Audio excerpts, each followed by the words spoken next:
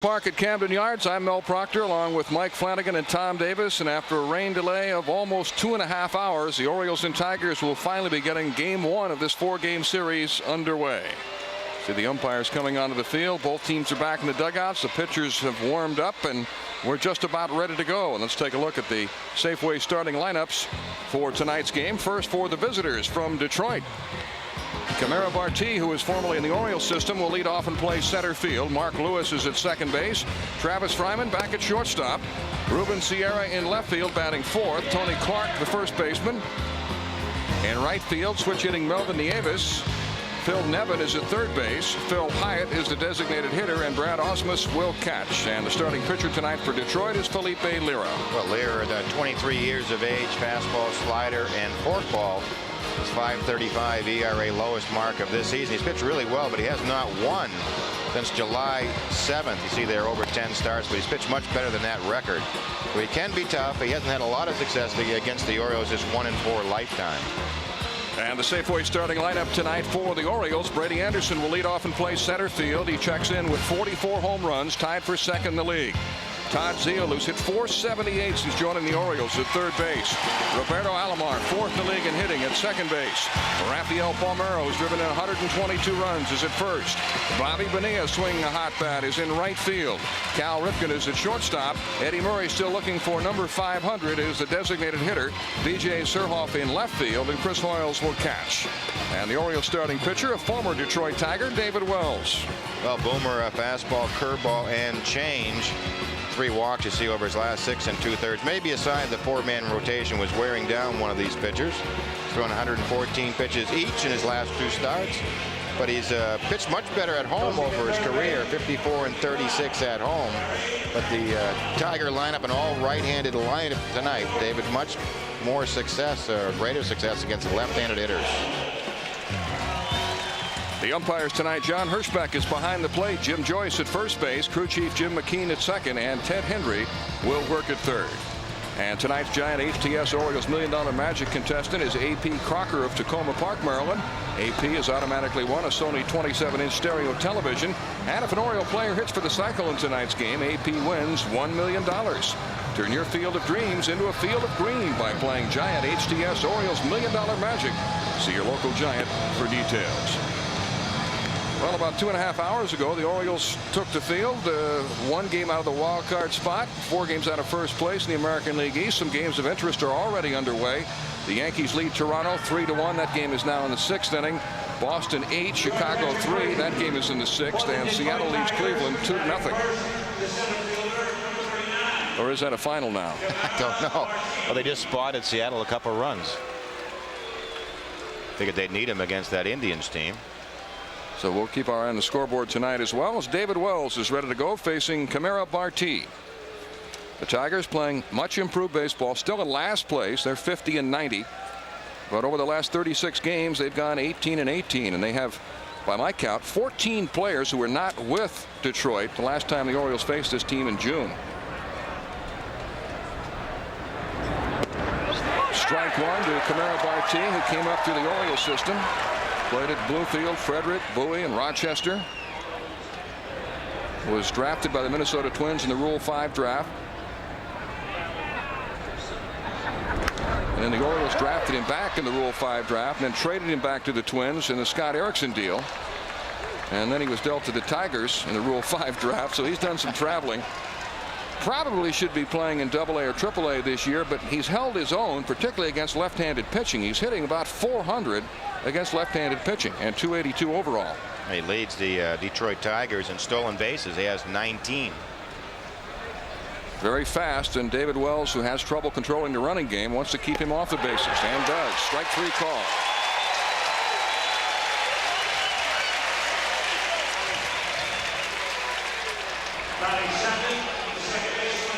Well, here's that fastball we see when Boomer Wells is on top of his game. He owns that inside corner to right-handers, and he will have an all right-handed lineup to pitch to tonight.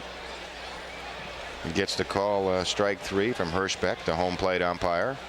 And that'll bring up the Tigers second baseman Mark Lewis. Lewis hitting .280 with 11 homers, 51 runs batted in. He has cooled off considerably since the All-Star break. Had a great first half. And he too hits left-handers very well, hitting .352 against left-handers. The 11 home runs, a career high for Lewis. Lewis, a former #1 pick of the Cleveland Indians, played last year in the National League with the Reds. And Davey Johnson quite familiar with him. And this Tiger team, they are 35-70 when a right-hander starts. Against left-handers, 15-20. Well, they still lose, but just not as often against left-handers. Yeah, 35-70, pretty dramatic. They're almost 500 against a left-hander, and this Tiger club has beaten Boomer Wells this year. The Orioles are 5-1. It was sort of a flashback to see Barty at the plate, because it was a key at bat in that game where Barty fouled off a number of pitches against Boomer Wells. Strike call, 1-2, and it's like a cut fastball, pitch he's been using a little more frequently of late. And in that at bat against David Wells, he showed some obvious frustration, flipped the ball up in the air, and Barty, I remember reading the quotes the next day saying that's when he felt he had a chance. He got a big base hit in that game, which the Orioles went on to lose. That was on the 10th of June in Detroit as the Tigers beat David Wells 8-3 in 5 1/3 innings in that start. He gave up 7 runs and 10 hits. He also had a no decision here on June the 5th in a game the Orioles won 6-4. Fastball fouled back by Mark Lewis. So we've already seen a little better fastball from David Wells tonight than we've seen. They have been in this four-man rotation to make this run back in the pennant race. And now Davey feels it's time to give him an extra day's rest. They will insert, I think, Rick Kribda into the rotation. They've done the tough work in catching up and getting in the race. Fouled back. The Orioles have 7 of their next 10 games against the last place Detroit Tigers, but I would think this is kind of a dangerous team right now. They're coming in here free and easy. They played pretty well over their last 36 games. They've got a lot of new players who weren't with the Tigers the last time the Orioles faced them, and even though the Orioles have gone 5-1 against this club, they can't afford to take the Tigers too lightly. No, and I think you're exactly right, Mel. You know, that Tiger team that they beat up early in the year is not the same as the one out here tonight. This Detroit team is having some fun right now. They know they can play the spoiler role. And they're seeing the light at the end of the tunnel. They got off to a horrendous start at one point early in the season, losing 31 of 34 games, and they're on a pace to set the major league record for most losses in a season. Strike 3 called. Another called third strike. Well, both Camaro Barty and Mark Lewis have been called out on strikes. And so far, David Wells has done nothing but throw fastballs in and out. And it's going to be a long night for the Tiger Ball Club if he's going to get the pitch on the inside part of the plate. 2 outs, nobody on for Travis Fryman, who hits David Wells to a .412 clip. He has 7 hits and 17 at bats, including a home run off Boomer. Fryman just recently moving back to shortstop.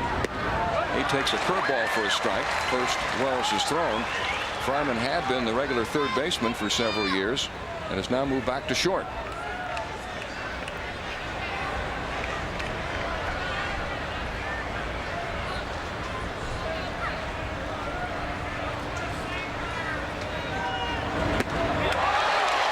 Wells pounds Fryman with a fastball, and it's 0-2. This team strikes out more than any team in the league. The Tigers fanned 1,056 times coming into this game. They're averaging about 7.6 whiffs per game. There's a lot of swings and misses. And someone with David Wells' outstanding control. And Wells trying to strike out the side in the first. Which used to be considered a bad omen. I know Mike Mussina did it recently. Because what happens is usually say, boy, I have a great fastball tonight. I won't have to worry about the corners and just let it fly. So they got a little bit caught up in throwing that fastball too much. Didn't use his other pitches.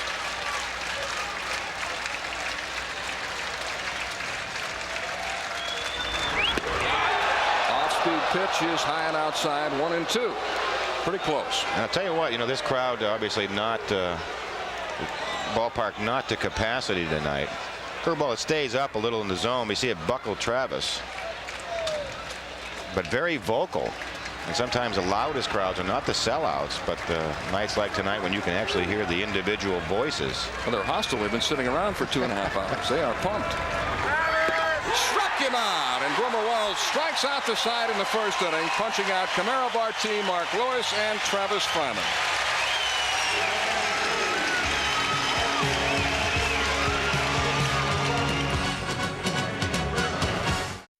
And now the Orioles will go to work against Felipe Lira, who has not won since July 7th. Lira, a 24-year-old right-hander from Venezuela, who has pitched much better than that record would indicate. 6-12, but he has 2 shutouts and has had some real tough luck losses.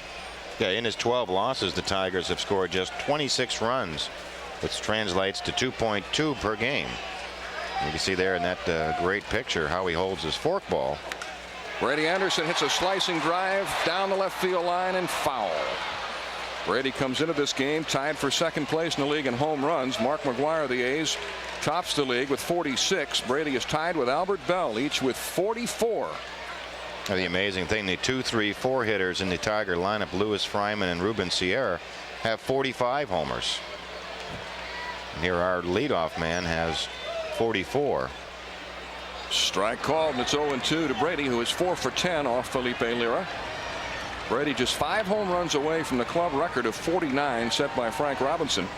And Frank and his family were in Anaheim to see Brady hit his last home run on Wednesday.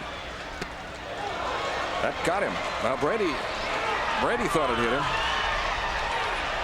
Well, he doesn't budge on the ball in, and many times the ball will hit the sleeve of that shirt, and certainly the player can feel it. The umpire may not sense it. Brady trying to convince Sean Hirschbeck that he got hit, but he's not buying it. Well, he may have been, but Brady's not going to argue the point. See Lira how he holds that forkball above the glove. He felt early on in his career when he had the traditional grip and would go in there. When he dug to spread those fingers apart, it would tip it to the hitter. So what he does, he loads it up first and just brings his fingers back together if he's going to throw a fastball or a slider. Two balls and 2 strikes to Brady Anderson, who not only is among the league leaders in home runs, but also leads the league in times being plunked. Been hit 18 times this year, which is a career high. Ground ball up the first baseline. Tony Clark takes it, makes the unassisted play to retire Brady. And Brady can't believe how discouraged he is that ball stayed fair. He's saying, what an at bat. I got hit by a pitch, I thought. And this ball just, I think, is dribbling foul. It's a great camera angle here. If it goes over the base, it's fair. Looks like it just goes over that inside corner. And Brady was saying that was a fun at bat. Todd Zeile up for the first time before the home crowd. He joined the team on the road. Both he and Petey Cavilla acquired in trades from the Philadelphia Phillies, and both have contributed. Zeile particularly has hit in all 6 games in which he's played and is hitting .478 with 3 home runs. You add that to the 20 home runs he hit in Philadelphia. That's a career high 23 home runs for Todd. He's also played very steadily at third base. Facing Felipe Lira for the first time. 1 ball, 1 strike. This is a very potent offense, the Orioles field, again with 9 players in the lineup who've hit at least 20 home runs apiece. No one has ever been able to field a team like that in Major League history until this year. The Orioles the first to do it.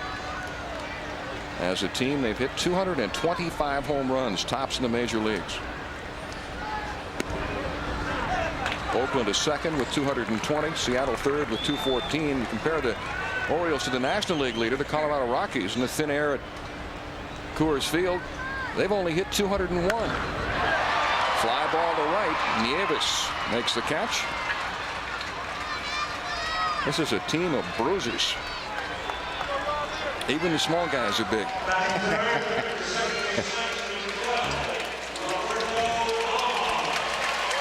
Two down, and Roberto Alomar coming up. Alomar checks in, hitting .342 with 20 homers, 86 runs batted in, but had a very quiet road trip. The Orioles went 4-3 on the trip to Seattle and California, although Alomar, Rafael Palmeiro, Cal Ripken, and Chris Hoyles were all pretty quiet. They certainly weren't hitting on all cylinders, which we've seen this club do on many occasions. Certainly, for sure, Brady Anderson and Bobby Bonilla carrying a lot of weight on that trip. Brady hit 6 home runs. Bonilla hit 5. On the 7-game road trip, Roberto Alomar hit just .259. but he is still fourth in the league in hitting with a .342 average. It appears that young Alex Rodriguez, at the age of 21, will win the batting title. He's hitting .375. Frank Thomas of the White Sox is second at .350. And Paul Molitor of Minnesota third at .343, and then Alomar. Strike three. Good start for Felipe Lira as he retires to side in order and gets a called third strike past Alomar.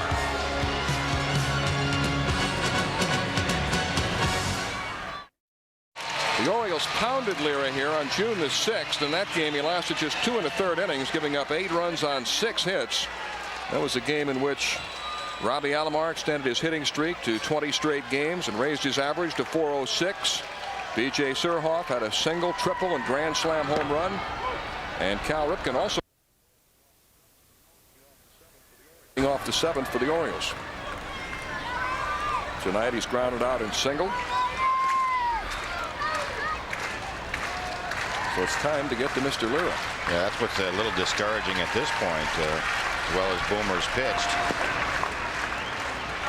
But we've talked, Mike, often this year about the types of pitchers who's given the Orioles problems. Sean Bosky of California, Jamie Moyer of Seattle, and here's another similar type of pitcher, a guy who doesn't throw real hard but relies on good control and changing speeds. You know what's strange? I guess the Orioles have been shut out 7 times this season and 6 times at home. Their batting average at Camden Yards coming into tonight, .268, on the road, .285. You would think that would be reversed. Good slider by Lira, and Cal couldn't hold back. It's 2-2. Looks like Lira's getting stronger as we move into the late innings. Well, he's established a pattern of unpredictability. The Orioles have not been able to get in too many favorable counts. Nice play by Lira. Over to first, got him. Well, Lira's now retired 8 in a row. That was a terrific play. And Eddie Murray will try it again. Well, he throws him another slider, rip out in front of it. Lira almost loses it off the web of that glove. It makes a nice play. Eddie Murray walked his first time up against Felipe Lira, then reached on a fielder's choice in the 4th as he hit the ball real hard. And the shortstop, Travis Fryman, made a great play to flag it down and get the force play at second. And he sends one to deep right field. Way back. And there it is. Number 500 for Eddie Murray.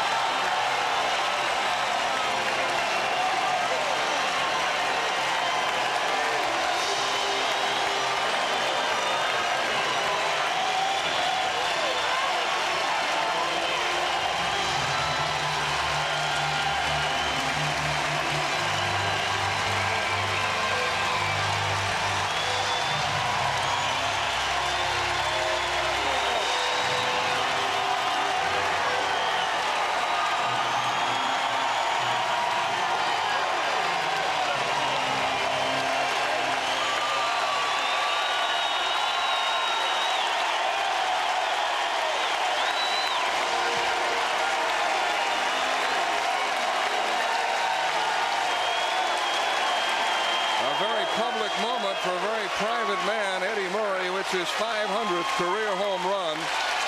He also joins Hank Aaron and Willie Mays as the only players in history with 3,000 hits and 500 career homers. Well, it's almost the irony of ironies when you have Such a special moment, September 6th in Oriole history, that Eddie Murray hits his 500th. I mean, two careers that really paralleled around longevity. A high fastball from Felipe Lira, and out she goes. The home run also tying the game. I think that's appropriate because team goals have always been more important to Eddie Murray than individual honors, and he ties the game with a meaningful home run in so many ways. Well, and Eddie knew it right the second he hit it. See him break it down.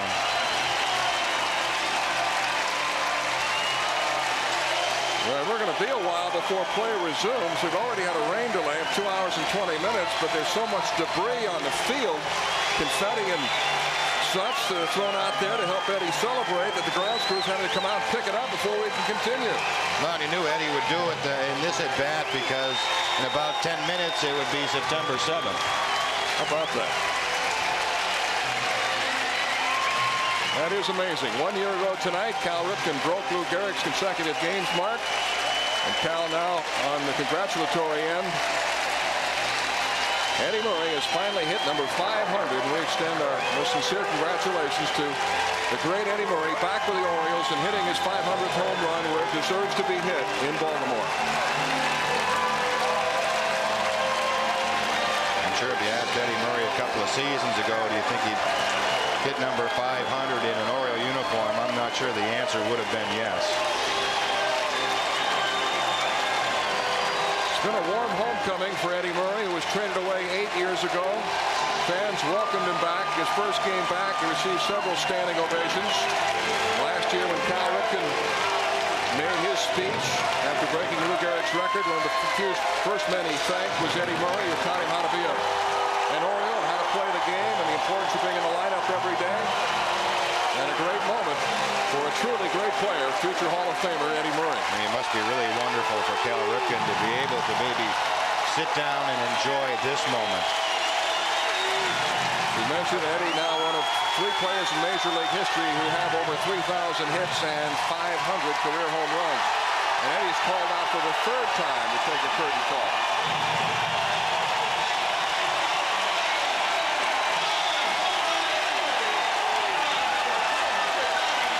Well, at the age of 40, it's got to be heartwarming for Eddie Murray to come back to Baltimore and be thoroughly embraced by the fans. I mean, how special is this for some of the young Tiger players in the opposition's dugout, some of the young players in the Oriole dugout who have witnessed the last 2 Septembers. September 6th, 1995, and now 1996. A date that will live in Oriole history forever.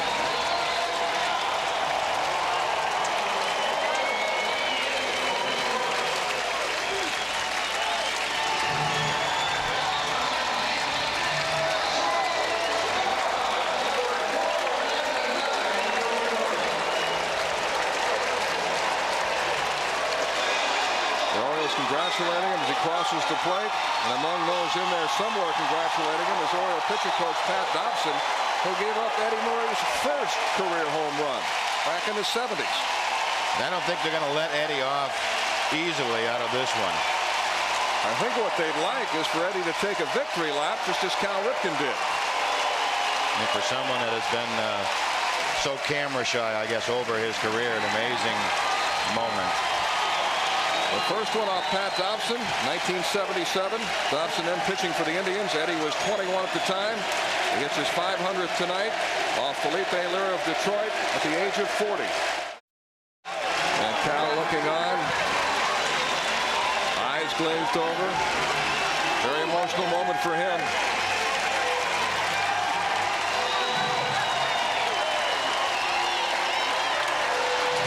I don't think these fans are going to let up until Eddie Murray does respond in some way.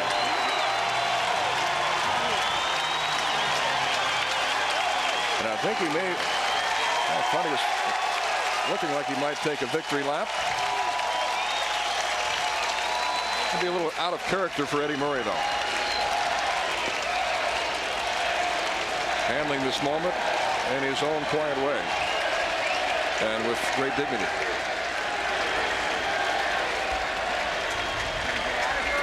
What a moment moment has come and gone. And Eddie Murray's home run has tied the game at 3-all. I think you had a sense with the score 3-2 and Eddie Murray at the plate be focusing certainly on the job at hand. And I guess the byproduct of all this is that Felipe Lira has had to wait a good 10-12 minutes anyway on the mound. We'll have to see what effect that has had on Lira. And his first pitch to B.J. Surhoff is a ball. Eddie Murray's home run is 21st of the season, in addition to 500th of his career. The second home run by the Orioles in the game. Grounded to second. Mark Lewis to first. And with 2 homers tonight, the Orioles now have 227 home runs. So within 13 of the major league record of 240 home runs hit by the 1961 Yankees. With 22 games to go. 2 future Hall of Famers right there. Cal Ripken, Eddie Murray. And 2 finally back in a pennant race together.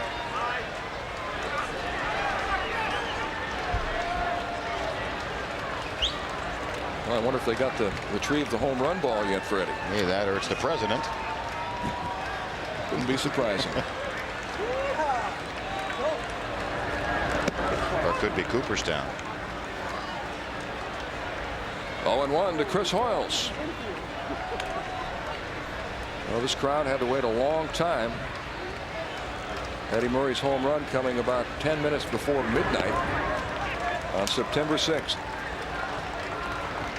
Eddie, though he's always shunned the spotlight, has always had a flair for the dramatic.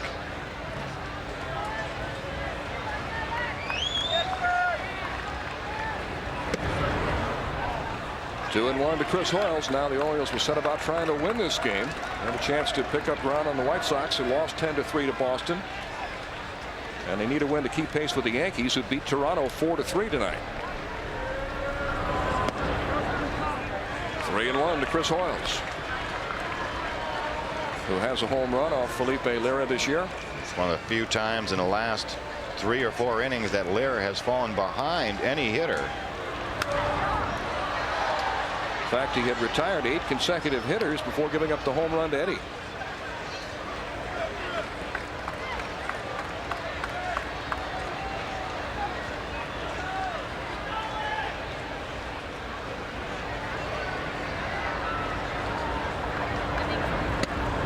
Ball 4. Lira perhaps shaken by the home run and the long delay. Gives up a walk to Chris Hoyles. The second walk allowed by Lira tonight. And that'll bring up Brady Anderson.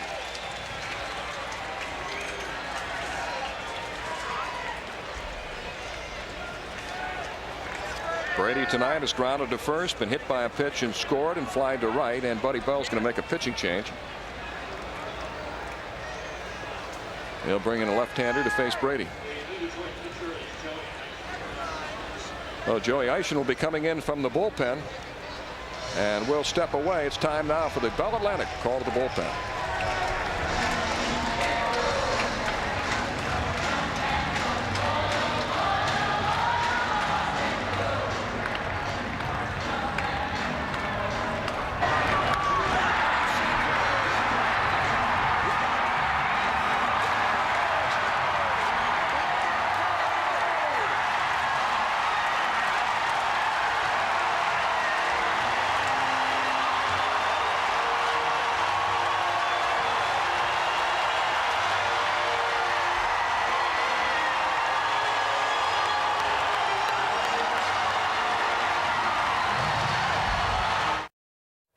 Welcome back to Baltimore's Camden Yards. Take a look at this T-shirt that I was just handed as Eddie Murray hit the 500th home run.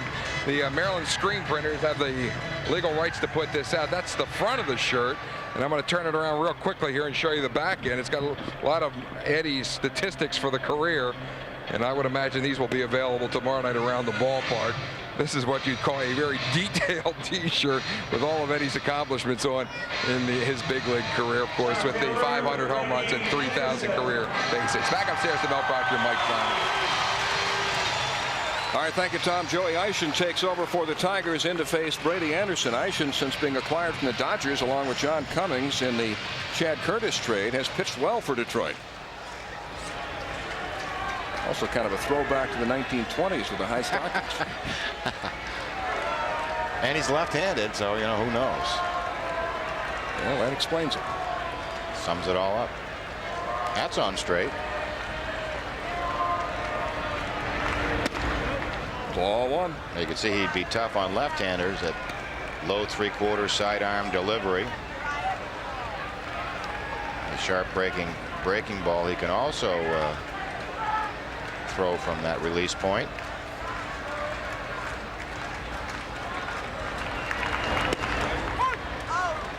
One ball, one strike. That looked like his slider. Throws 87 to 90 miles per hour with his fastball. He can also sink it. Has a curveball and a slider. Came up through the Montreal Expos organization before being traded to the Dodgers. Breaking ball outside, 2-1.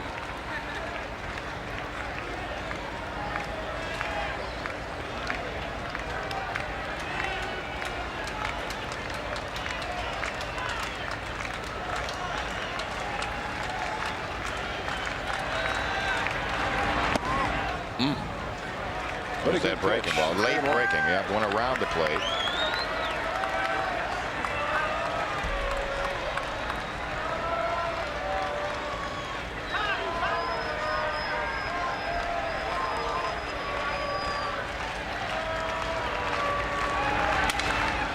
Grounded foul down the right field line. It's like Brady tried to hook it and breaks his bat. Somehow I feel like I'm on Times Square the night after New Year's Eve. It does have a. And the grounds crew actually did a terrific job. There was a lot of it between home plate and the mound. It's that reflective characteristic would certainly be difficult for the hitters to concentrate.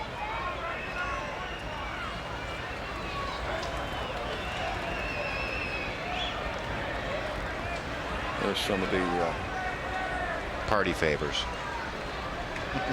The stuff. Party stuff. Party stuff.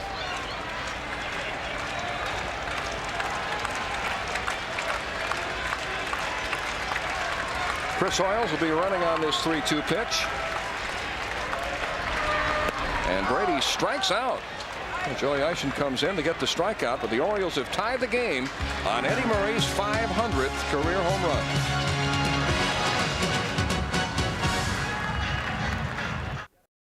Mel Proctor with Mike Flanagan, Tom Davis back at Camden Yards. Eddie Murray hit his 500th home run off Felipe Lira to tie the score, but there was a long delay while Eddie was being asked to take curtain call after curtain call. A bunch of debris was thrown onto the field. Took the grounds crew a while to clean that up, and that long delay may have affected David Wells, who leaves after 7 innings, although he only threw 85 pitches. Really had an incredible night. All those strikeouts, doing that all in 85 pitches, just to average 3 pitches per hitter. And knowing how competitive Boomer is, I'm sure he didn't want to leave. Well, during that celebration, maybe stiffened up. Yeah, you could see Boomer come back. I think he may have known early on that he was out of the game during that celebration. Just too long of a wait. It may have actually been the main reason both starters exited. Bobby Higginson will pinch hit for Camaro Barti as the Orioles make a pitching change. Higginson having a fine year, hitting .309 with 21 homers and 69 RBIs. Alan Mills' first pitch is a ball.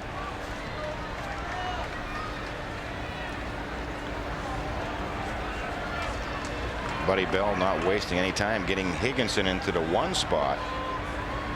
He's hit out of that 1 hole.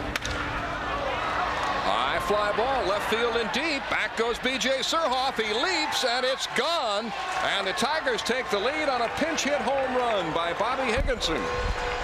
Well, I was just about to say that Higginson is batting .417 with 30 RBIs out of the 1 hole. Buddy Bell seizes the moment, inserts Higginson in as a pinch hitter. And I'll tell you, in one part of this ballpark, you don't have to hit it real well. It's that left center field alley, 364, and that's where Higginson hits this ball. Fastball down and over the outside part of the plate, and Higginson just goes with it.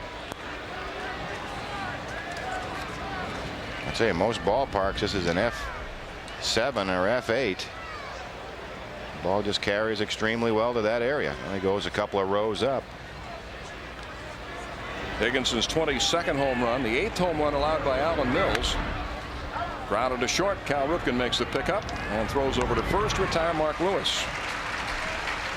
The Tigers are back on top 4-3. Their second home run of the game. Phil Nevin hit one in the third off David Wells. Speaking of Wells, the line on Boomer, he went 7 innings, allowing 3 runs on 7 hits, walked none, and struck out 11, which matches his career high. Really had outstanding stuff, and it's amazing that the Tigers were able to score that many runs off of him. Alan Trammell up for the first time. He took over in the 6th inning, a shortstop for Travis Fryman, who was ejected by plate umpire John Hirschbeck after arguing a called 3rd strike. Trammell just recently returned to action. He'd been out with a broken ankle, had undergone surgery. And this is near the end of the road for the great Alan Trammell. He'll be retiring after this year. Fly ball to right, and Bobby Bonilla makes the catch for the 2nd out.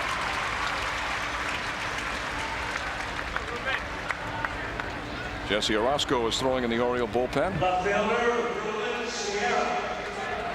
4 runs, 8 hits for the Tigers, 3 runs, 6 hits for the Orioles. Neither team has committed an error. The Orioles have left 4 men on. The Tigers have stranded 3. Ruben Sierra will be up there left-handed this time after going 3 for 3 batting right-handed off David Wells.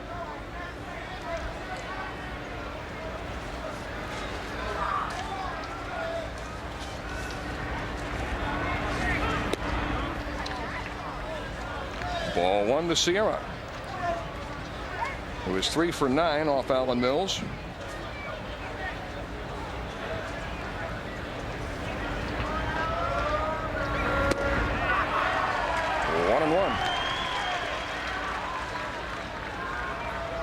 Well, Sierra, since he's joined the Tigers, is hitting coming into tonight 346 from the right side, just 184 from the left.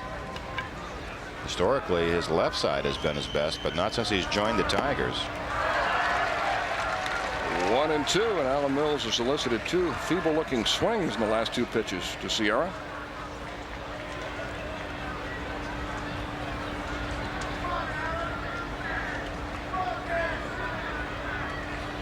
The Tigers are the 4th team for Ruben Sierra, who broke in with Texas.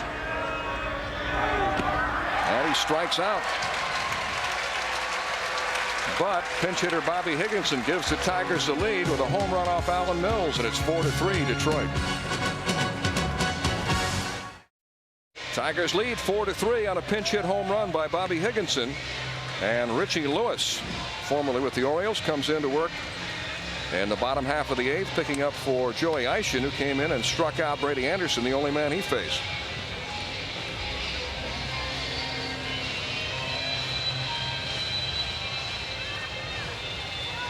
Lewis will face Todd Zeile, Roberto Alomar, and Rafael Palmeiro in the 8th for the Orioles. Richie was up with the Orioles in 1992. He was originally drafted by Montreal and then was traded to the Orioles for Chris Myers in 1991. And he left the Orioles by virtue of the expansion draft picked up by Florida in 93. There's an outstanding slider and a fastball that can reach the low 90s. Not the tallest of pitchers. I guess you'd call him a short armor. And very tough on right-handed hitters. Late breaking slider, doesn't give in. Hits the innings pitched, a real good number. The walk's a little high. Competitor, he has a sort of a neck jerk on the end of his delivery that will throw the hitters off. Ball 1 to Todd Zeile, who has faced Lewis before in the National League. He is 0 for 8 against Richie Lewis. We said tough on right-handed hitters. I'm sure this is why Buddy Bell has brought in Lewis. That sharp, quick slider. And he goes 2-0 to Zeile, who tonight is fly to right, doubled, fly to left. He's also the pitcher, the type of pitcher that will not give in. Even if the count is 3-1, you may still see a slider. Fastball is grounded up the middle. So Zeile worked the count in his favor and got the pitch he wanted. Second hit of the game for Todd Zeile, and the Orioles have the tying run aboard with nobody out. Bobby Higginson, who hit that home run to give the Tigers the lead, stays in center field, and Buddy Bell's going to make a pitching change. Well, Buddy's going to do all he can to keep the lead. If it means going through his entire bullpen this inning, he will do so. Robbie Alomar, a switch hitter coming up, but over the years has been a better hitter left-handed, although he is hitting over 300 from either side of the plate. Well, Richie Lewis leaves. We'll get the new pitcher in a moment. We'll return to Camden Yards with the Tigers ahead 4-3. Game on. Left-hander Mike Myers checks in for the Tigers. Facing the switch hitting Robbie Alomar, will be up there right-handed. Myers' numbers on the year: 1-5 with 6 saves, a 5.22 earned run average. He's tied for first in the American League with appearances and with 74. And the other, I think, reason that Buddy Bell has brought him in this situation: 29 of the past 32 first batters he's faced, he has retired. 90%. He's been a real workhorse and been able to. One of the keys to pitching out of the bullpen is retiring that first hitter. Many times when you're brought into a game, crucial. Myers has 2 pitches, a fastball about 86, 87 miles per hour, and a slurve, a slow breaking ball. Robbie Alomar's had only 1 previous at bat against Myers and was hitless. Well, Alomar could be bunting here. Many times we've seen Robbie, if he doesn't feel comfortable against a certain pitcher, he will bunt on his own. Phil Nevin playing in on the grass at third. Robbie shows bunt and takes ball 1 from Mike Myers. I think Robbie would admit he's not in one of the best streaks of his career at the moment. That's sort of a tough road trip. So if he doesn't feel confident in hitting off a certain pitcher, he'll lay it down. Nevin on third base is also at a new position. May have something to do with the decision to bunt. Alomar pushes it foul.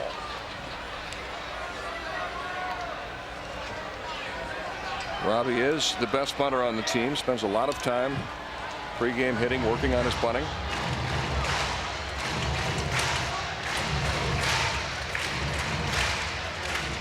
Tigers 4, Orioles 3. Eddie Murray's 500th home run off Felipe Lira in the 7th tied the score, but then Bobby Higginson led off the 8th against Alan Mills and hit one out to left.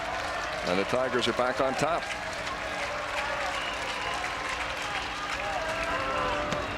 Alomar again showing bunt. This is a strike. We have seen him bunt a couple of times with 2 strikes on him. All Robbie is saying is, come on. John Hirschbeck has heard it from both sides tonight. See, Phil Nevin wanted to move way back at third base, but called back in by Buddy Bell to at least halfway. Alomar lines it foul. He has bunted with 2 strikes on a number of occasions. And the reason being, he knows if he keeps it fair, he probably has a base hit. I'm sure Davey would like to see him swing away in this situation. He is hitting well over the long haul from either side of the plate, batting .317 right-handed, .354 left-handed. Just got a piece of that one. Hard breaking ball on his fist.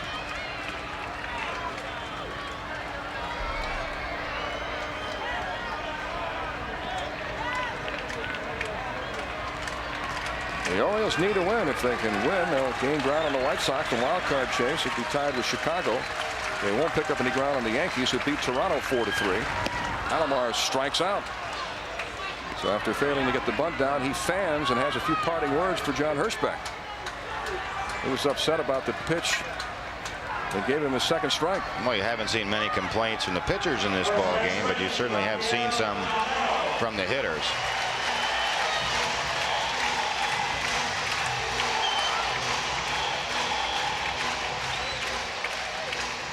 And although Mike Myers is left-handed, Rafael Palmeiro has been very successful against him. He's 3 for 3. I mean, that's scary. I mean, this is obviously a real difficult arm slot to try to stay comfortable at. He really comes right at you. as close to almost as a submarining left-hander as I've ever seen. Many times you see him go down, I guess it would be parallel to the ground with that arm position, but he's a little lower than that.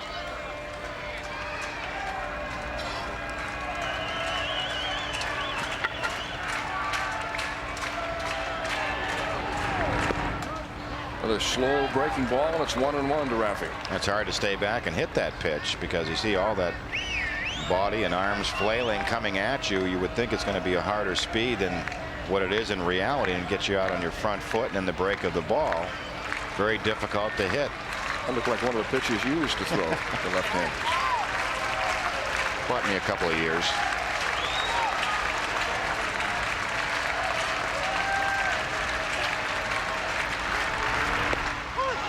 Strike two. He's made some good pitches on Raffy, and it's 1-2.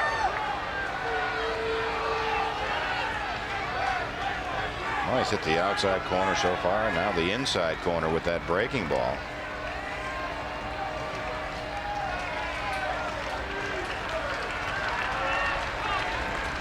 Tigers 4, Orioles 3, 1 out in the 8th. Zeal draws the throw.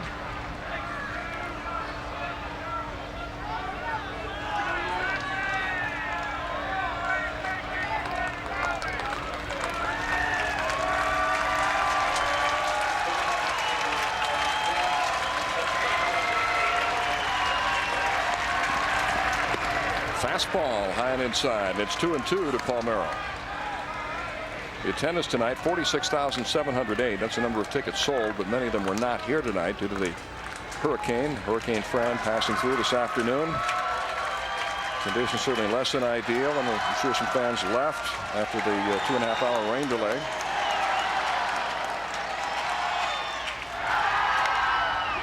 Popped up. This could be trouble, and that's in there.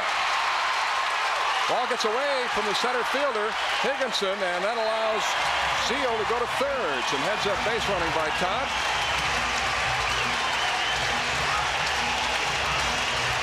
And the Orioles have runners at first and third with 1 out. And Bobby Bonilla coming up. Well, this ball field has really played an important role in this ball game tonight. It drains really well, but this ball just sort of sits when it lands. And Higginson doesn't get the read, and just that little bit of a bounce allows Zeal to get into third base with the tying run. Huge advantage being on third in this situation. And surprise, surprise, Buddy Bell will make another pitching change. Bringing in right-hander Jose Lima to face Bobby Bonilla. Will return to Camden Yards with the Tigers up by a run. All rights to this telecast are reserved, and any rebroadcast, recording, retransmission, or other use of this telecast without the express written permission of the Baltimore Orioles and Westinghouse Broadcasting Company is prohibited. Jose Lima comes in to face Bobby Bonilla. Middle relief has been a weak area for the Tigers this year, and the Orioles have gotten into the Detroit bullpen. Richie Lewis gave up a hit. Mike Myers faced 2 batters after striking out Robbie Alomar. Gave up a check swing single to Rafael Palmeiro, and now Lima comes in to face Bobby Bonilla. Well, this is how you solve the problem of middle relief. You see the moves Buddy Bell has put on the Oriole hitters this inning, and in a gallant effort to keep the Orioles from tying the game up. You should bring the reliever in situations where they can succeed. You bring in the left-hander for the left-hander and the right-hander for the right-hander. It's maybe unfortunate for Buddy. All he can do is control the switch hitter matchups. Well, Bobby Bonilla is thinking fly ball here. He leads the league in sacrifice flies. Does not want to hit the ball on the ground. Something he has really been amazing at this year, being able to lift the ball.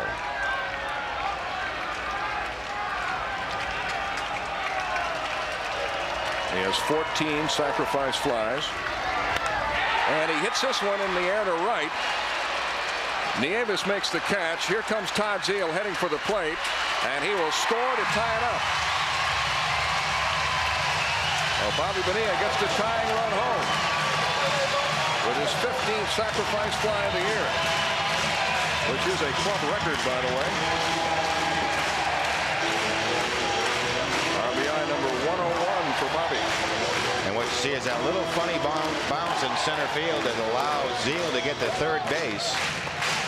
The difference in this game being tied up. And maybe Todd Zeal would have been able to tag up and move to third. But Bobby's just been amazing this year in lifting the ball in that situation. I'll tell you another thing is that Clark, the first baseman, really should run out and cut this ball off and play for Palmeiro at second base, because now you have allowed the go-ahead run to go into scoring position. And those little things are eating at Buddy Bell. The Orioles have tied it. Now they try to take the lead with Cal Ripken up. And that really is an error of omission by the Tigers, allowing that runner to get to second base, because it gives Cal Ripken a chance to hit. And he's hit .310 with men in scoring position. They're going to appeal first base, and he almost throws it away. But almost got me. But what you do is, if you're on first base in that situation. Wait a minute. I think Buddy Bell's getting on the first base umpire now. Jim Joyce. John Hirschbeck goes over the dugout. And I think Buddy's going to get tossed this time. He came pretty close earlier. And now he's really steamed. He's saying, I asked him, not you.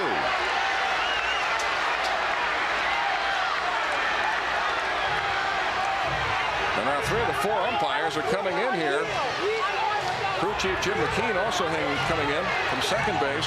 Well, what he's saying is that who went out to see the fly ball call? Was the first base umpire go out on that play? And who's calling the play at first?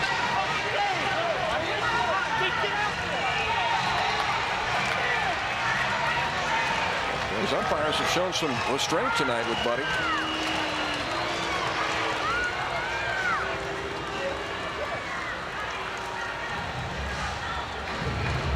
So the Tigers lose the appeal. Palmeiro is still at second base, and Buddy Bell's still angry. Well, Buddy hasn't won an argument yet tonight. A little frustrated. More than a little.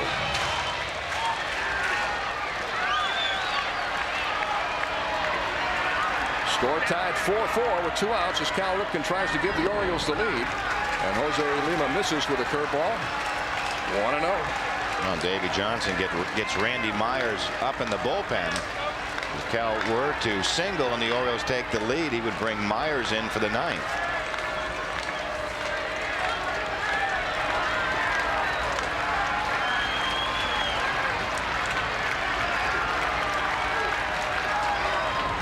In the dirt. Nice stop by Brown Osmus. And it's 2-0 to Cal Ripken.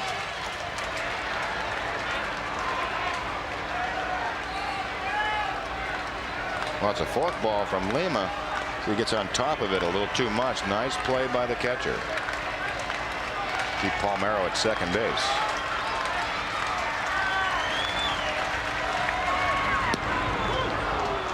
Two and 1 to Cal. Looked like a slider from Lima.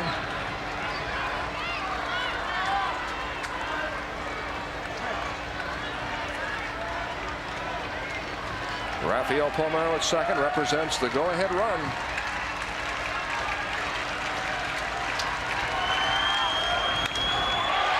Fly ball to right. Nieves breaks back. Now comes in to make the catch, and the Orioles leave a runner at second base. But Bobby Bonilla's sacrifice fly has tied the score. At the end of 8, it's 4-4.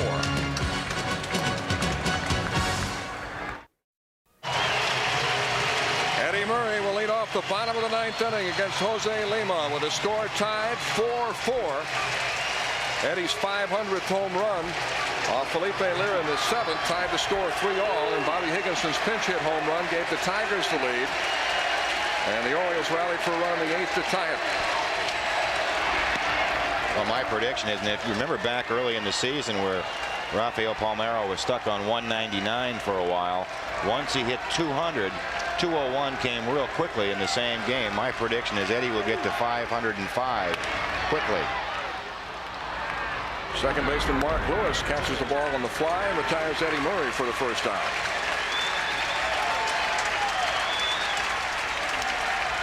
Wouldn't it be something? We had a 2.5-hour rain delay. Now it's 4-4 in the 9th. We'll go about 15, 16 innings. We don't want that. You know what really is amazing, I think, about the whole day. Most ballparks, this game would have been called at 3 o'clock. Yep. And if it was not for this playing surface with the advanced drainage system, never would have taken place. Certainly not on September 6th.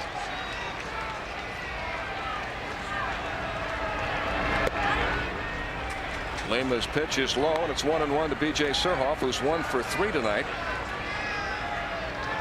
Surhoff is 0 for 6 lifetime against Lima.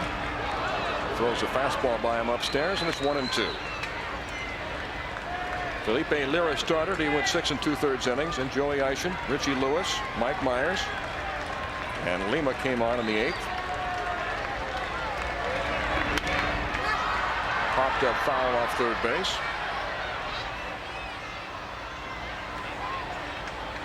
Well, BJ's been mired, I guess I should have to say, in a slump, and what he's felt is that he has gotten himself out.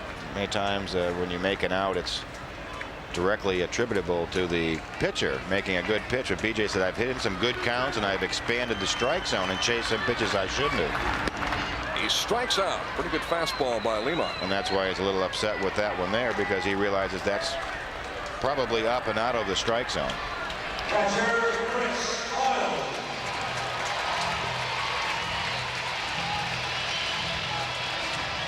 A running fastball by Jose Lima takes care of Surhoff, and now Chris Hoyles comes up with 2 outs and nobody on in the 9th, and the score tied 4-4. Hoyles will be facing Lima for the first time.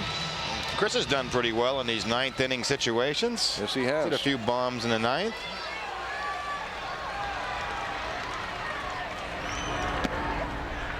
Ball 1.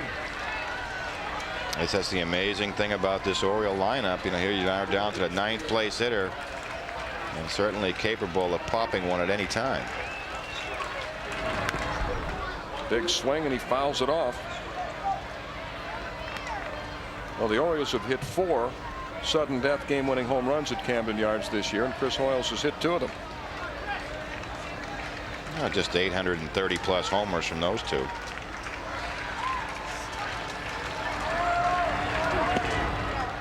Just inside. Hoyles had a 2-run homer in the 9th on July 15th to beat Toronto, and then hit a grand slam homer off Seattle's Norm Charlton on May 17th. It was on a 3-2 pitch with 2 outs in the bottom of the 9th. 2-2. Unless Hoyles can get something going here, we're headed to extra innings. And he had a pretty good pitch to hit in that situation.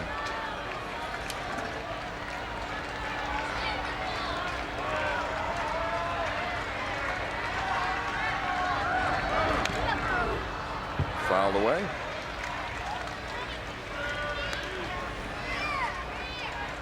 Definitely has Chris in a swinging mode. Anything close, you would expect that Chris will be letting it fly. Jose Lima has retired all 4 batters he's faced, although he did give up a sacrifice fly to Bobby Bonilla that allowed an inherited runner to score. And that was a tying run. Hoyles yanks it foul. That ball pretty close to hitting Chris. Many times you get a hitter and you can tell he's going to swing at the next pitch if it's reasonably close, and Chris certainly in that mode at the moment. Lean back, let it go, you never know. Just inside, 3-2. If Hoyles gets on, Brady Anderson would be up next. And the plate umpire, John Hirschbeck, just yelled something out at Lima. I don't know what this is all about. Now they're getting into it. Well, just saying, I just asked you for the count. He thought he was throwing up his hands to say, where was that pitch? And I think he just wanted to know if the count was accurate on the scoreboard. Ground ball up the middle for a base hit. A 2-out single to center by Chris Hoyles. The Orioles have the potential winning run at first, with Brady Anderson coming up.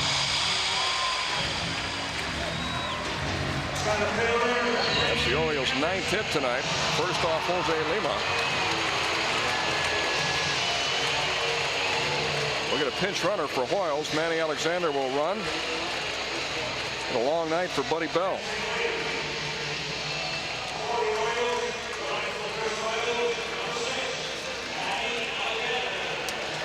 Manny Alexander runs for Chris Hoyles. 2 outs and Brady Anderson up. Trying to send these weary Oriole fans home happy. The night in which they saw Eddie Murray hit his 500th home run, they'd also like to see a win. A lot at stake in this ball game. Ball 1 to Brady. Brady tonight 0 for 3, was hit by a pitch in the third. He has no previous at bats against Jose Lima.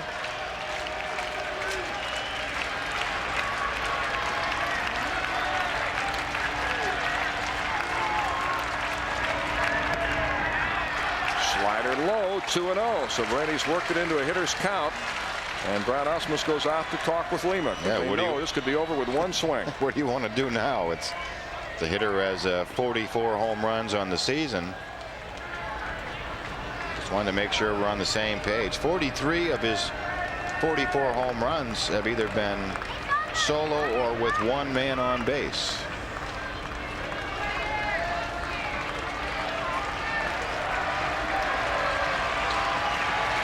Brady saying, stay back, don't jump out too quickly, let the ball get there.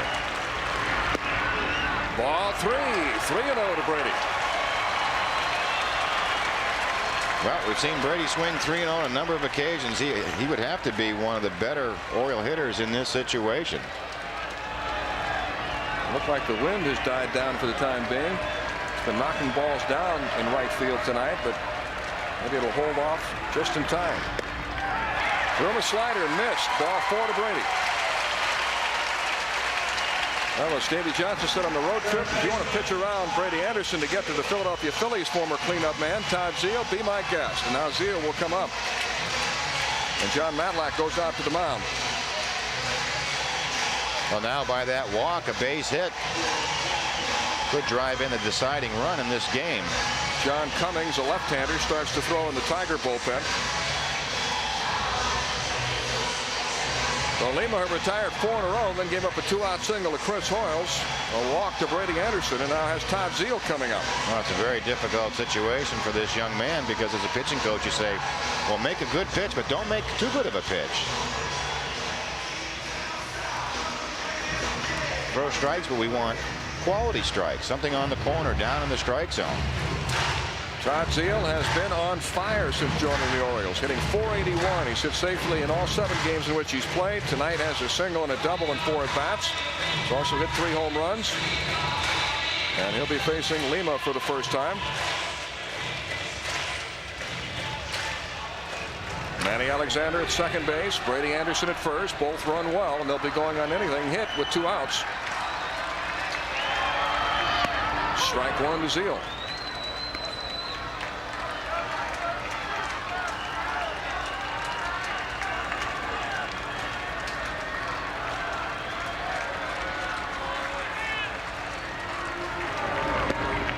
Low, ball 1, 1-1.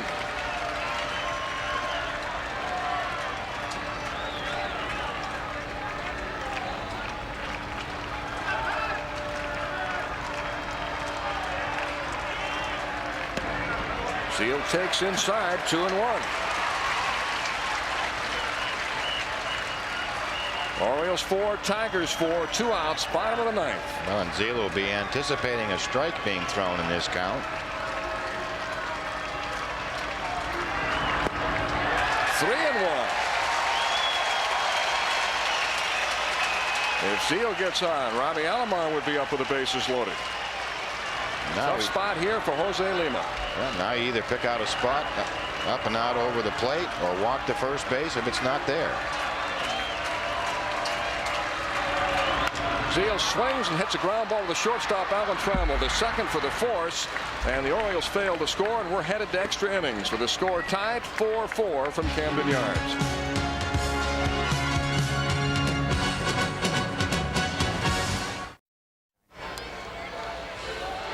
Mel Proctor with Mike Flanagan, Tom Davis, and Rip Van Winkle back here at Camden Yards with the score tied 4-4 as we go to the 12th. Tigers will be setting up Melvin Nieves, Phil Nevin, and Phil Hyatt in the 12th. Pete Incaviglia stays in the game for the Orioles in left field, replacing Surhoff.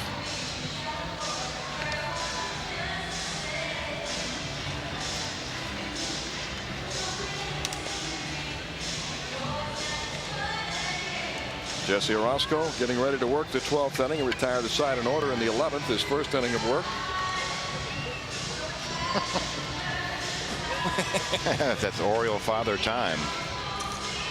Some beautiful pins on that hat.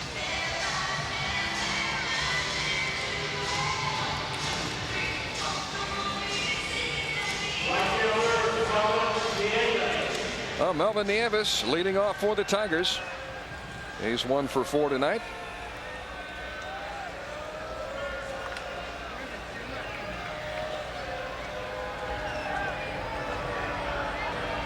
Melvin Nieves and Richie Lewis, along with good young catcher Raul Casanova, were acquired from the Padres in spring training for pitcher Sean Bergman.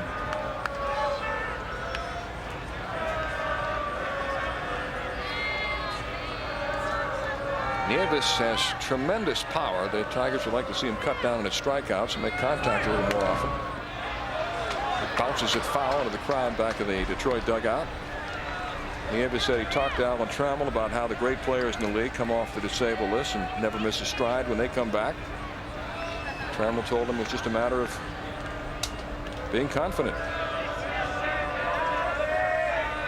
So he's done that. Good things have happened since he came off the DL. Pretty good advice.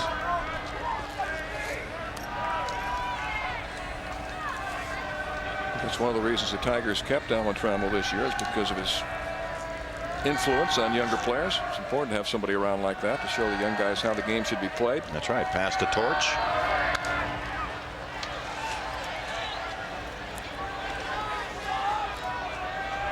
One ball, 2 strikes to Melvin Nieves.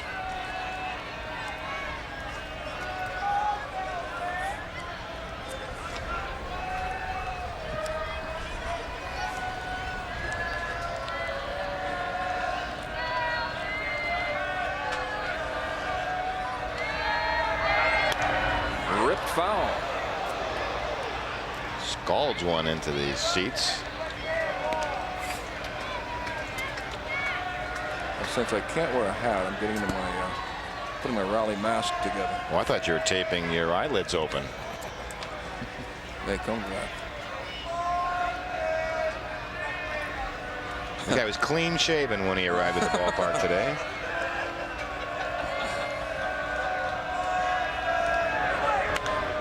Full foul down the left field line.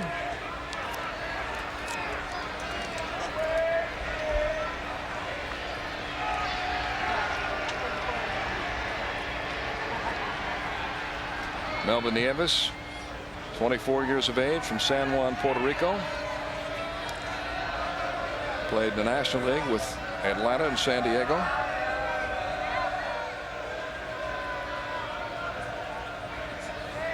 Signed when he was 16 with the Atlanta Braves.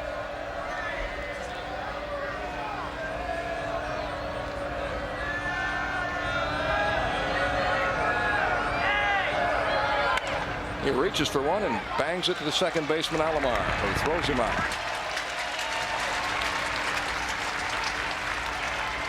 Third baseman, Bill. Well, with the exception of Alan Mills, who gave up a pinch hit home run to Bobby Higginson in the 8th, the bullpen has done a good job. It really has been a well pitched game by both sides up to this point. Davey Johnson is out on the mound having a conversation with Orosco. There's nobody up. Well, that's going to do it for Jesse. Is there anybody up in the pen? Yes, somebody's coming. They're all awake. Oh, you mean throw? Oh, yeah, Terry Matthews. Oh, yeah. Plenty of arms left. We'll be back.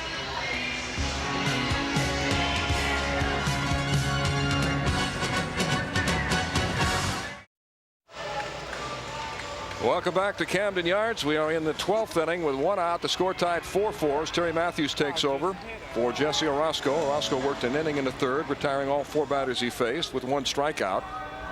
And Matthews comes in to face Phil Nevin. Nevin is homered, singled in a run, grounded out, bounced into a double play. Breaking ball outside to Nevin.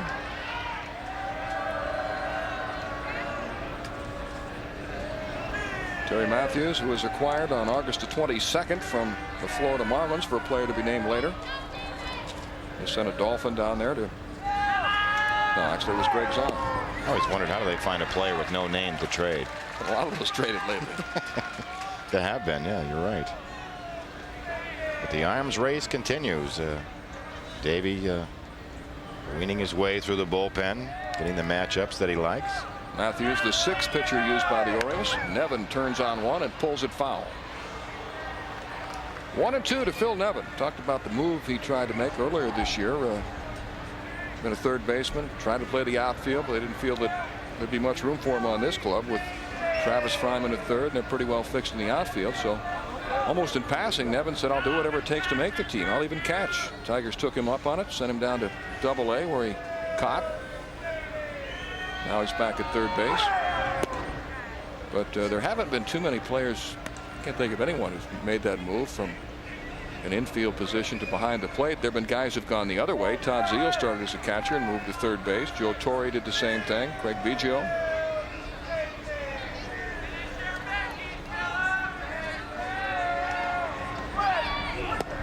I know some utility guys who've learned to catch to stay around. Jamie Quirk, who was an infielder, and Dave Roberts, both middle infielders to start, but late in their careers learned how to catch.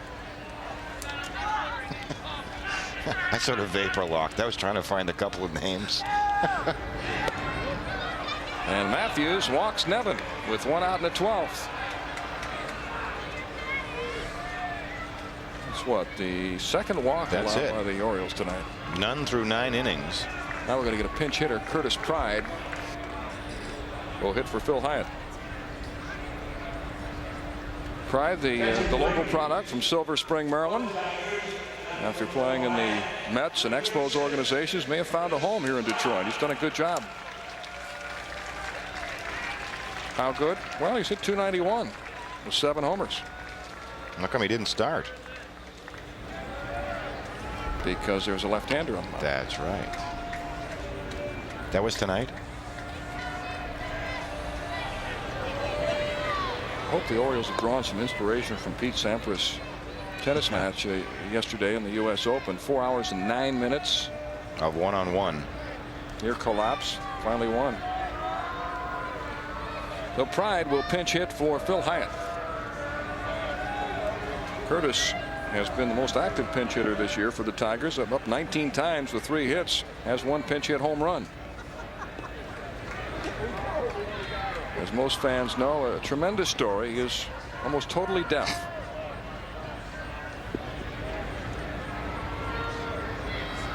Had the pleasure of meeting this young man out at Cal Ripken's house playing basketball. He's a terrific athlete. Yeah, a terrific soccer player. Played basketball at William and Mary while he was playing baseball in the Mets minor league system. Very fast.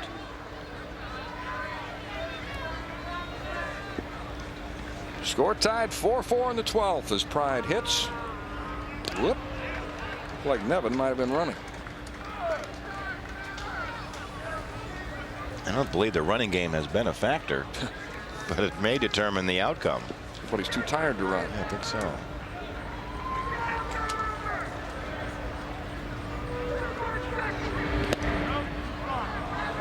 2-0 to Curtis Pride. But if you look for any incentive, all you have to do is just keep checking that scoreboard in right field. It has not changed.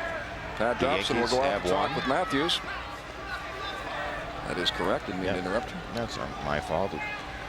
But he's going to go out this 2-0 count, and just to make sure we're on the same page. Pride has some power. We want to make sure we know what to do in this situation. And Davy Johnson has double barrel action up quickly, so it appears that Matthews' control may be a little off tonight. But Dauber may have spotted something in Matthews' mechanics. We can go out and give him a quick fix.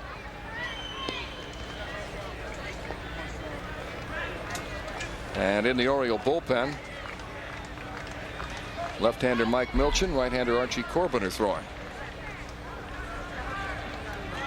The arms race continues. 1 out, Phil Nevin at first. The score tied 4-4 in the 12th, and Pride swings and lifts it foul. 2-1.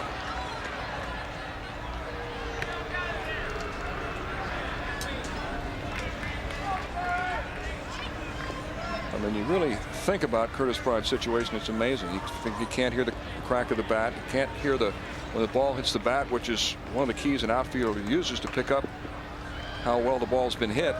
He can't hear his teammates when they call for the ball. And yet here he is in the big leagues. Shows you what an exceptional athlete Curtis Pride is.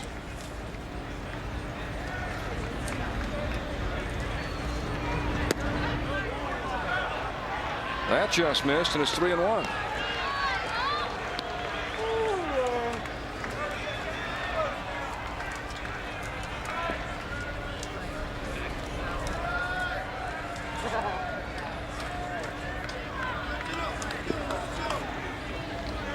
See Mark Perrin encouraging, come on to me, come on to the glove, you got good stuff, throw it to the glove.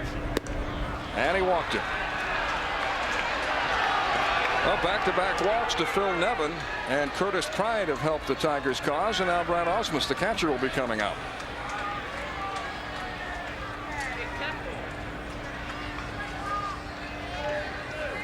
And again, Mark Perrin goes out to talk with Matthews. Well, many times it's a minor adjustment that you need to make, and right now Matthews is dropping his elbow some, pulling off the pitch. Anytime a right-hander throws a ball up and away from a left-hander, that's usually what happens. But he knew that was a big pitch and a tough count. Tendency sometimes is to pull off a little prematurely. Brad Osmus 1 for 4 tonight. He had a bunt single his first time up. There's a strike. By the way, everyone in the HTS chat room would like to say good morning to everybody at home. Morning.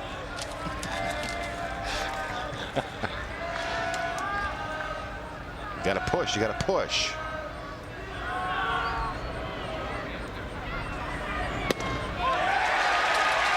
Two.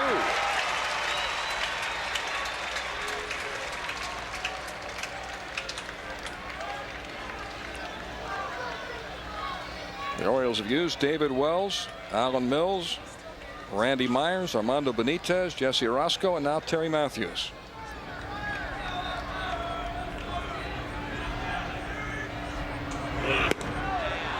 Just outside, 1-2. And if Matthews can retire the hitter in this situation, Bobby Higginson, a left-hander on deck, you may see another pitcher on his way in. Phil Nevin is at second base. Curtis Pride at first with one out.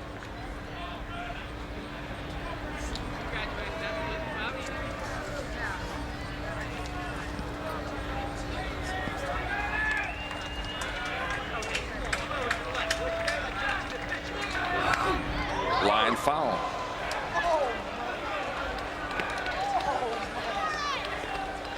One of the good things about this time of the year is with the expanded rosters, you usually have a lot of extra men. But maybe not enough.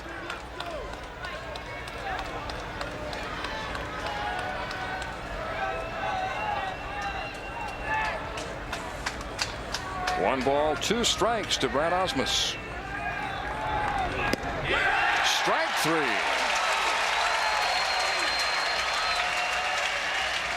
Well, the K's continue to pile up. That's 17 of them by the Orioles. Just a beautiful pitch from Matthews. Now Davy's going to have a decision to make, whether he wants to go get Milchin or does he believe that this game may run on longer.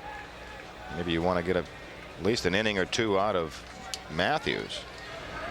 And Davey will stay with the right-hander Matthews to face the left-hand hitting Bobby Higginson, who gave the Tigers the lead in the 8th with a pinch hit home run off Alan Mills. That put Detroit up 4-3. And the Orioles tied it in the bottom of the 8th on a sacrifice fly by Bobby Bonilla. And here we are in the 12th with the score tied. Well, I'm sure he saw the terrific pitch that Matthews made on Osmus. Probably part of the decision to stay with him. Getting to the point where he is running out of bodies in the bullpen. Fastball high, 2-0 to Higginson. It's the first time he's faced Terry Matthews.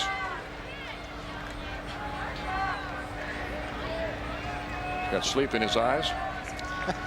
Sandman is sprinkling some sand in there. Well, it's just about 2 o'clock. Do you know where your parents are? Well, one of them's behind the plate. 2-1. A lot of head shaking, complaining tonight by both sides. I think John Hirschbeck won't be glad when this one is over. And this is one he will not want a tape of, I don't believe. Sir, can I make a suggestion? Go home.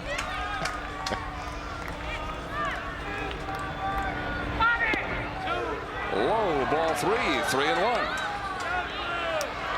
Orioles 4, Tigers 4.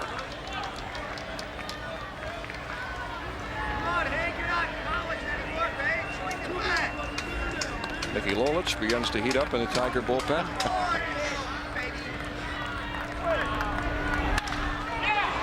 Into right center field for a base hit. Here's Nevin around third. He'll come in to score to give the Tigers the lead. Curtis Pride stops, being waved home, and now slams on the brakes. But the Tigers have taken a 5-4 lead on Bobby Higginson's single to right. The third base coach, Francona, was waving Pride on, but he had slowed down by the time he got to third and couldn't score. Yeah, and Francona was trying to steal a run. He figures with 2 outs, maybe his last chance to steal an extra run, an insurance run. Well, Higginson has been a thorn in the Orioles' side since coming into the game in the 8th inning. Drives it to right center, and Brady comes in, and right here you'll see Francona encouraging Pride to come. He's showing him where the ball is, pointing, but he is waving him in, but Pride looks back at the play. Higginson is running, and Mark Lewis fouls the pitch back. Well, the Tigers have taken the lead 5-4 with 2 outs in the 12th. Well, they'll try to open up the offense now. They figure they have the lead. Let's go ahead and try to make something happen in this situation, maybe steal an insurance run. Jerry Matthews got himself into a jam walking Phil Nevin and Curtis Pride, the pinch hitter, after Ozma struck out. Bobby Higginson came through with his second hit of the game to give Detroit a 5-4 lead.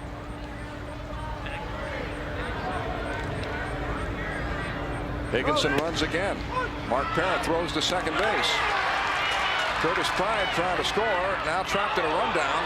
Zeal to the plate. Mark Parent runs him back.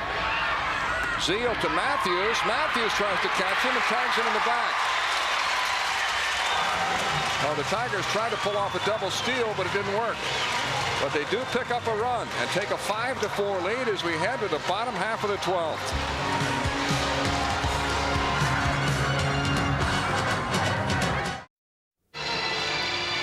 The Orioles trailed 4-3 in the 8th after Bobby Higginson hit a pinch hit home run. They came back to tie it on a sacrifice fly, and now Higginson's single has given Detroit a 5-4 lead in the 12th, and the Orioles will have to come back again with the top of the order coming up.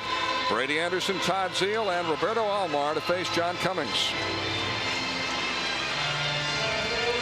Big game for the Orioles. The White Sox have lost, so the Orioles have a chance to move into a tie with Chicago for the wild card spot. But the Yankees have won, so an Oriole loss would drop the Orioles 5 games out of first place in the American League East. I think the fans still left in the ballpark imploring this club to come back one more time. Brady Anderson leading off against John Cummings. 0-1 to Brady, who's hitless tonight. 0 for 3 with a walk and has been hit by a pitch. Scored 1 run.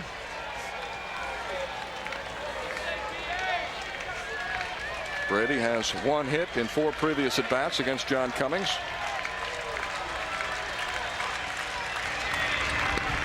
Well, both bullpens will be pretty well shot for the game later tonight. You would think so. Almost like a split doubleheader now. Just about. Go home, sleep for a few hours, and come back. Slider low, 2-1 to Brady.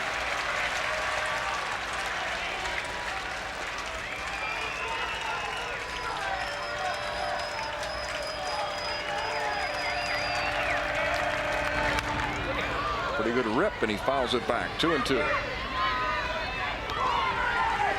Brady Anderson tied for second in the league in home runs with 44. Hit his 44th 2 days ago in California.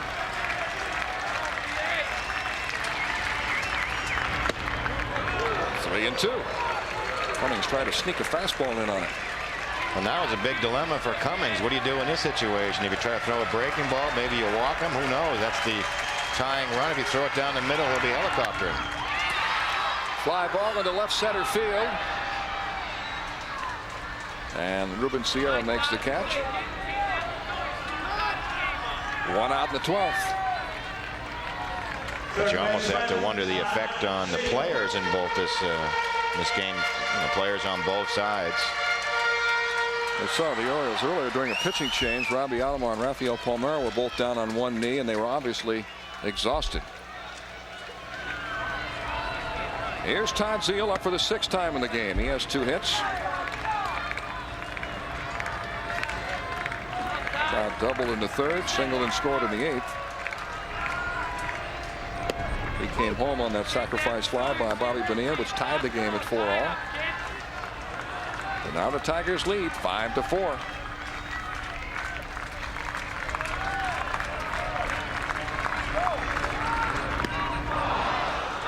One and 2. That may be the first pitch that wasn't a strike I've seen Zeile chase since he's been here. You look like a high cutter. Trying to tie it up with one swing.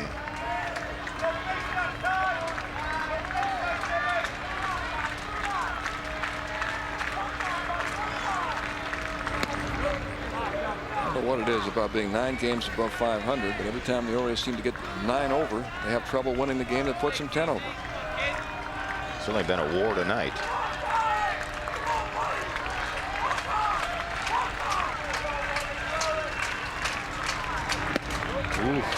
Just missed for the sliders. 3-2. All right, runs 3-2 on Brady Anderson starting off the inning, and second hitter Todd Zeile the same thing. So Todd should get a pretty decent pitch to hit.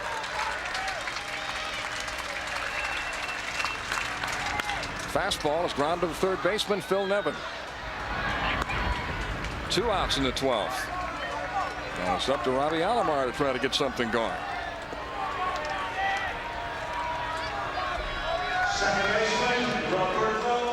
We're going to need some of that old-fashioned Oriole magic. In a hurry.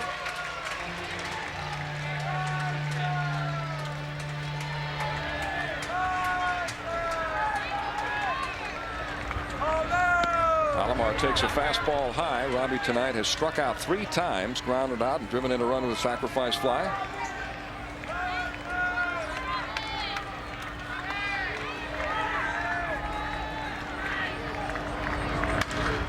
Line foul, 1-1.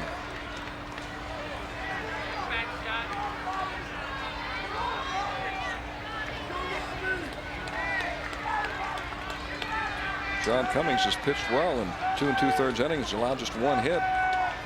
Struck out 3, hasn't walked anybody. 1-2 to Alomar. Well, now that Alomar's behind the count, he's just going to have to fight and try to put the ball into play.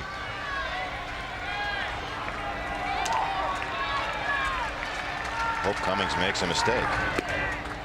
2-2. 2 outs, nobody on the 12th. 5-4 Tigers.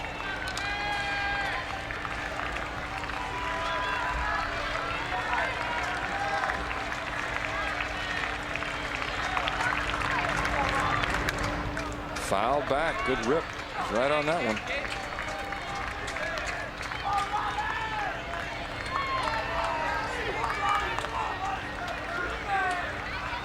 Alomar was the first man Cummings faced. In the 10th, he struck him out.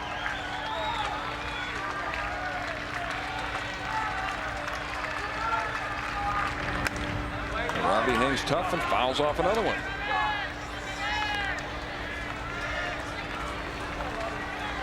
It's up to John Cummings. There's nobody left. Nobody up in the bullpen. Each team has used 6 pitchers tonight. That's high. 3-2.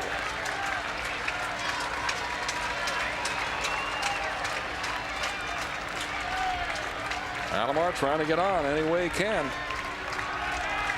It's amazing you play this long and the game really comes down to one last 3-2 pitch.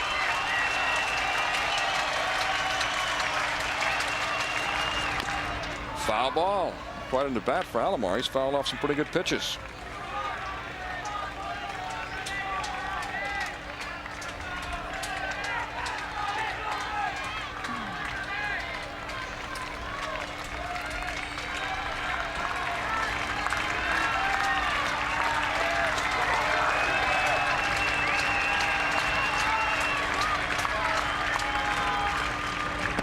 Ball 4, and Alomar works Cummings for a 2-out walk.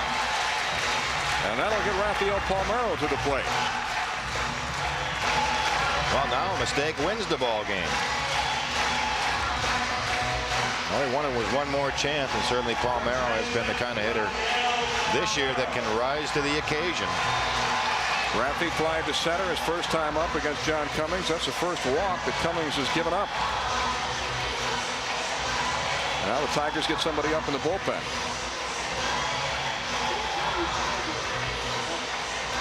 And getting ready in a hurry. I think that's A.J. Seger. Thought that was him. Sure. I looked at him and knew right away it was A.J. Didn't even have to look at the number. Oh, John Matlack is trying to buy some time. What is the price of time at the moment? Cheap. Discounted rate after midnight. Well, what time does this game start? About 5 minutes till 10, something like that? Yep. John Matlack, fine left-hander, pitched for the Mets and the Texas Rangers for many years. He and Buddy Bell were teammates in the 80s in Texas. This stylish left-hander. Used to call him the Senator. He just had a certain presence about him. He looked like someday you might see him in the Senate. That gets my vote. John was out of baseball for a couple of years and then raised some horses. I think tried to do a little farming and involved in some business deals and missed baseball. Decided he wanted to get back in it. Now reunited with Buddy Bell. It's tough when it's been in your blood as long as it has in John Matlack's. Been in my blood a long time tonight, I'll tell you that. Here's Rafi with 2 outs and Robbie Alomar at first. He gets under one and pops it up. Mark Lewis makes the catch and the ball game is over, and the Tigers have beaten the Orioles in 12 innings 5-4. The totals for Detroit: 5 runs, 10 hits, no errors, and 5 left. For the Orioles, 4 runs, 10 hits, no errors, and 9 left. The winning pitcher is John Cummings. He's now 3-0. Terry Matthews is a loser. He is 0-1. And the Orioles lose a game to the first-place Yankees. They're now 5 games out of first place in the American League East and remain 1 game back of the White Sox in the wild card chase. Eddie Murray did hit his 500th career home run tonight, but the Orioles lose it. Final: Detroit 5, the Tigers 4 in 12 innings. Let's go downstairs to Tom Davis. All right, now we're going to be on this camera over here, Eddie. First off, when you made contact, what was the thought that went through your mind when you knew it was going to go out of the park? Well, I thought I got it good enough, but I tell you, I thought we saw a few balls tonight, fall to the wind out there, and so I kind of got my trot a little bit to start running, make sure I had a double. From the standpoint of 500 home runs now, 3,000 career base hits, what's left for you to accomplish? What's up with what? What's left for you to accomplish? Oh, I don't know. It's still a little fun playing, as long as you're, you can come out here and smile, and really, I'm having fun again. The situation in Cleveland got to be a little tough, but right now, everything is, I'm pretty happy again. Yeah, you've got memorable home runs. I know, obviously, 500 is going to be memorable. When you go back and look at your career, which other ones stand out to you? Well, every now and then you remember one that you might have hit quite a distance, but I can still remember 400 with the Mets, mainly because when we got back to New York, they had something awful nice that was given to me, a list of all the pitchers that was in stainless steel, and the number of home runs I hit off each one of them. Me in an Oriole uniform, Dodger and mitten. That was really a piece of work there that I really admire. Knowing that you're close to Cal, I mean, the significance that hitting it a year to the date that, he set the record for consecutive games, does it have any significance? I tell you, I thought that, it was amazing. This was the quietest it's ever been since I've gotten this close, within 3.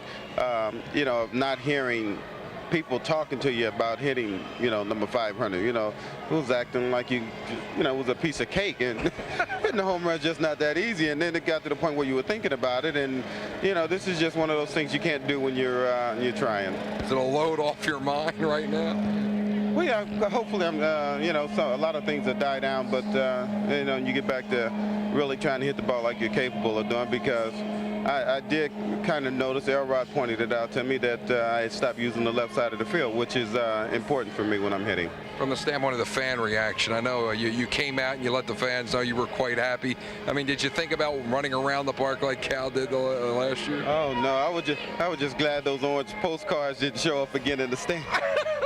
I tell you, I never thought. I mean, you go up there and sometimes you really think you're concentrating, but to look up and just see a sea of orange, I mean, it was like, oh no. And the first day, I think the first day I saw him, we were getting beat 13-0, and it didn't sit right. But it was nice to see everybody really get fired up about it. Well, we have enjoyed your career, and we hope it lasts for many more years to come here in Baltimore. And we thank you for taking the time to be with us. All right, Tom. Thanks. And that'll do it for tonight. Once again, our final score in 12 innings: the Detroit Tigers 5 and the Orioles 4.